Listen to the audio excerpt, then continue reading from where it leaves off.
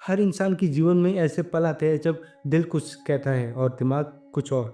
दिल कहता है इससे बात करो, दिमाग कहता है नहीं वो तुम्हें इग्नोर कर रहा है। दिल कहता है इस रास्ते पर चलो, दिमाग कहता है जो दुनिया चल रही है उसी के साथ चलो। तब सवाल उठता है निर्णय किसका माने, दिल का या दिमाग का।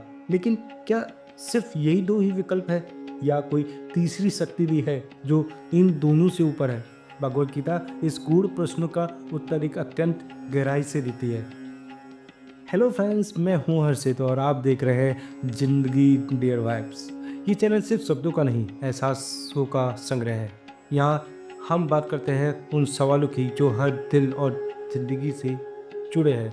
आज का सवाल है, जब दिल और दिमाग अलग अलग रास्ते दिखाए तो क्या करें, और क्या भगवत गीता इसके लिए कोई दिशा देती है? सो वीडियो को शुरू करते हैं।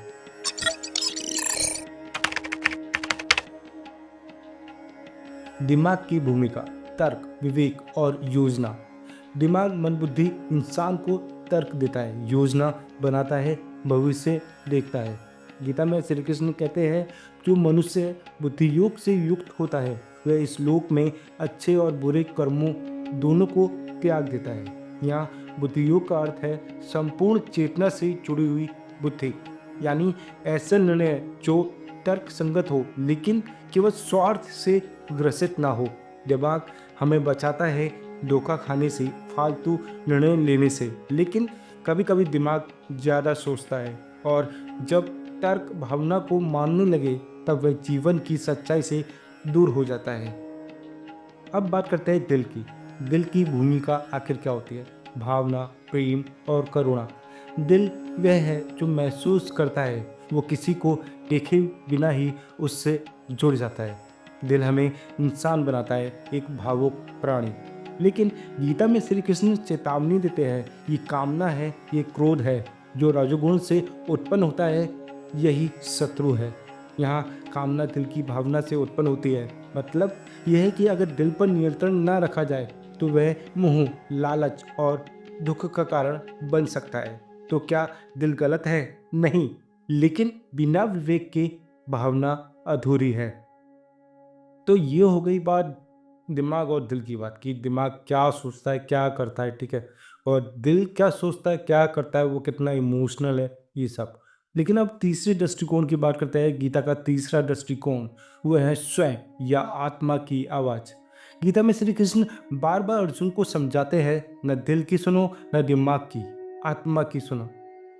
जिसकी बुद्धि स्थिर नहीं है उसे आत्मज्ञान नहीं होता, और जिसे आत्मज्ञान नहीं है उसे शांति नहीं मिलती, और जिसे शांति नहीं उसे सुख नहीं। तो गीता का उत्तर है ना तो केवल दिल सही है ना केवल दिमाग, बल्कि जब दिल और दिमाग दोनों मिल जाए तो आत्मा के अधीन हो जाए तब निर्णय सही होता है। अब सवाल उठता है कि आत्मा की आवाज़ कैसे सुनी जाए। पहला, स्वधर्म का पालन करो। गीता कहती है अपने धर्म में मरना भी श्रेष्ठ है, दूसरे के धर्म का पालन करना कहलाता है। यानी तुम्हारा मन कुछ भी कहे, समाज कुछ भी कहे, अगर तुम अपनी आत्मा के मार्ग पर हो तो वही सर्वोच्च है। दूसरा, कर्म करो, फल की चिंता मत करो।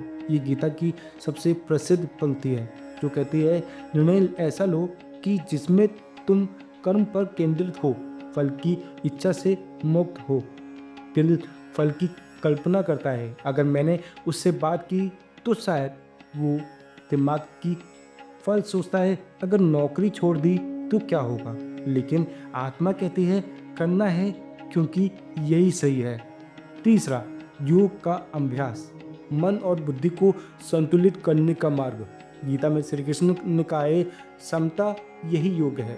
जो अपने निर्णय में संतुलन रखता है वह योगी है। दिल उदासी में डूबता है, दिमाग घबराहट में, लेकिन योगी आत्मा की दृष्टि से स्थिर रहता है। एक सरल उदाहरण से समझते हैं। मान लीजिए आपको किसी से माफ़ी मांगनी है। दिल कहता है जाओ माफ़ी मांग लो, वह इंसान कीमती है। दिमाग कहता है नहीं, तुम चूक जाओगे, ईगो आड़े आएगा। अब आप उलझन में हैं, लेकिन जब आप एक पल ठहर कर अपनी अंदर की आवाज़ से सुनते हैं, वह कहती है जो सही है वो करो। अगर माफ़ी से दिल हल्का होगा तो ईगो क्यों बीच में लाना। बस यही आत्मा की आवाज़ है। सो फ्रेंड्स, ये थी आज की वीडियो, और अगर आपको मेरी वीडियो पसंद आई तो प्लीज़ इस वीडियो को लाइक करें और मेरे चैनल को सब्सक्राइब करना ना भूलें। Thank you so much.